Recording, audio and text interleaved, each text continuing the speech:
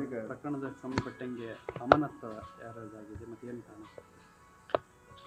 ತಮ್ಮೆಲ್ಲರಿಗೆ ಗೊತ್ತಿರೋ ಹಾಗೆ ಈ ಭಾನುವಾರ ಒಂದು ಮಾಬ್ ಲಿಂಚಿಂಗಲ್ಲಿ ಒಬ್ಬ ಅಶ್ರಫ್ ಅಂತ ಮನುಷ್ಯ ತಮ್ಮ ಪ್ರಾಣ ಕಳ್ಕೊಂಡಿದ್ರು.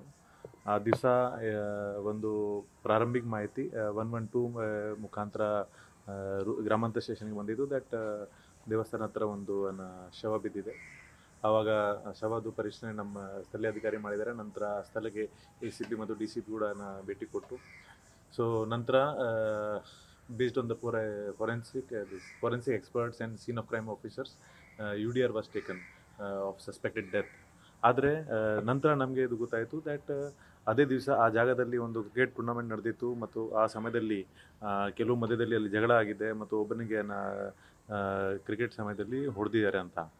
ಈ ಮಾಹಿತಿ ಕೆಲವರು ಫೋನ್ ಮಾಡಿ ಸ್ಥಳೀಯ SBK ಮತ್ತು ಆಫೀಸರ್ಸ್ಗೆ ಇದು ಗಮನ ತಂದಿತ್ತು. ಆದರೆ they fail to bring it to our notice and ಅದರಿಂದ the reason the case which could have been directly taken as a murder case we took under un suspicious death.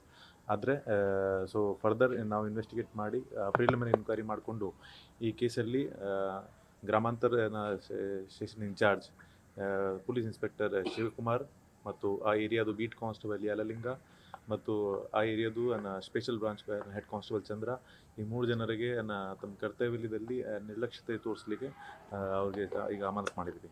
Sir, ಈಗ ಮುಂದೆ ತನಿಖೆ ಯಾವ ರೀತಿ ಬೇಕಾದ್ರೆ ಇಬ್ಬರು ತಲೆಮರೆಸ್ಕೊಂಡಿದ್ದಾರೆ, ಅವರ ಬಂಧನಕ್ಕೆ ಯಾವ ರೀತಿ?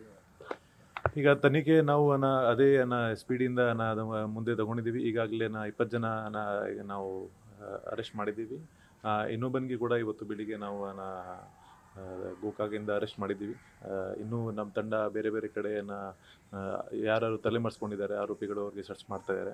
ಜೊತೆಗೆ ಆ ದಿವಸ ಆ ಸ್ಥಳದಲ್ಲಿ ಇನ್ನೂ ಸ್ವಲ್ಪ 15 ಜನರಿಗೆ ನಾವು ನೋಟಿಸ್ ಕೊಟ್ಟು ಬರಕ್ಕೆ ಹೇಳಿದ್ದೀವಿ.